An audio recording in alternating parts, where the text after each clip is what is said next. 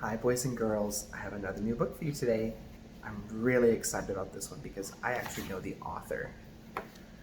This one is called The Wonderfully Wild Ones by Adeline Schneid and illustrated by Ashley Belote. What do you see on the cover? Should be interesting. What's happening to the zookeeper? Let's see.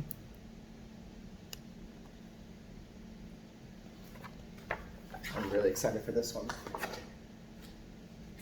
And look, my friend even signed it.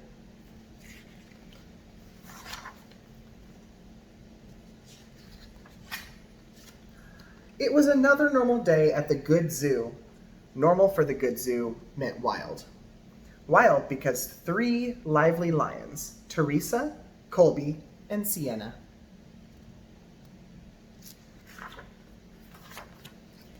While these 3 lived together, they didn't particularly like each other.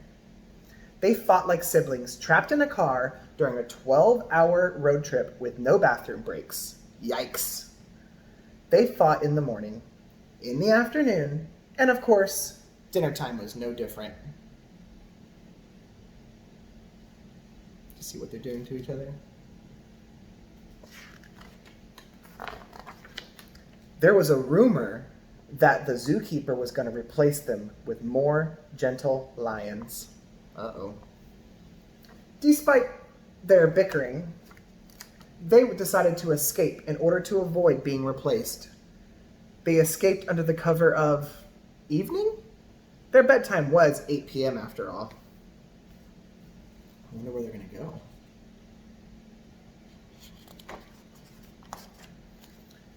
Needless to say, at 8:01, mayhem ensued. "They're gone!" shouted the zookeeper.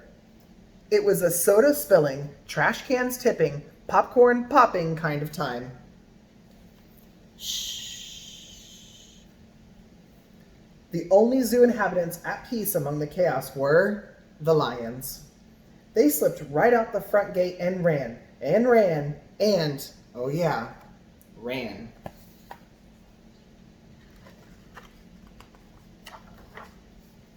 They ran past a giant yellow mansion.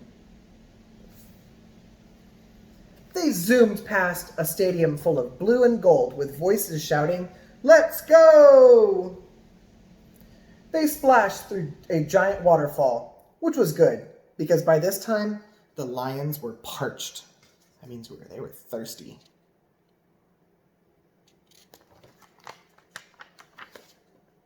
After their bath, Teresa said, "This way," and headed to the left.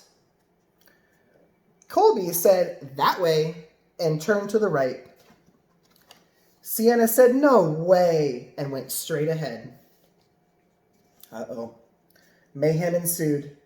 It was a splish-splashing, dirt-digging, leaf-lobbing kind of time. "Fine," the 3 said in unison, and off they went, each in a different direction. Back at the zoo, the humans were still in chaos. The zookeeper asked everyone he met if they had seen the missing trio. A few travelers who arrived on the Cass Railroad said, "Yes, they were roaming through the hills." The local baker said, "Yes, they were eating donuts in my shop." Who knew lions liked donuts? Did you know that?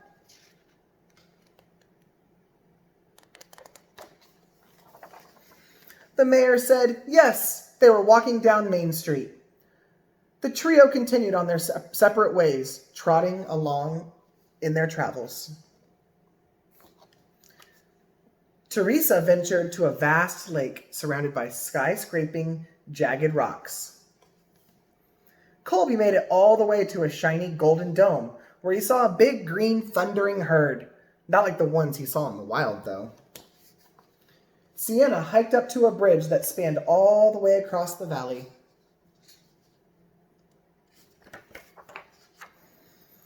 Each one began to miss the others and the trio they once had. "What have I done?" thought each lion. Lonely and ashamed, they continued walking. How are they feeling now? They continued walking and climbing and jumping and leaping. What's going to happen next? Until they each came upon an overlook and decided to stop. As they approached, they saw each other.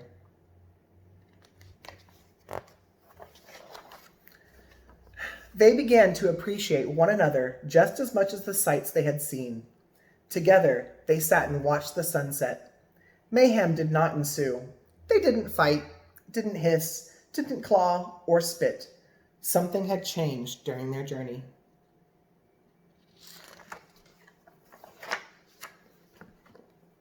The sun set on their adventure that night, but that was not the end. The teacher gently shut the book.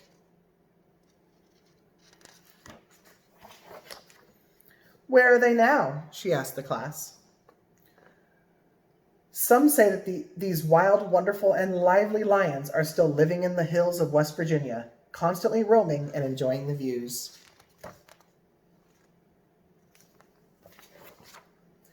I believe that the story of the lions is alive within our hearts, she said. We were made to seek and find beauty. We were made to be free. This wonderfully wild life was created for you and me. What do you see?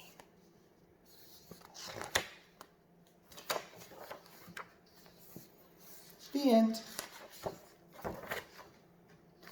Oh, look.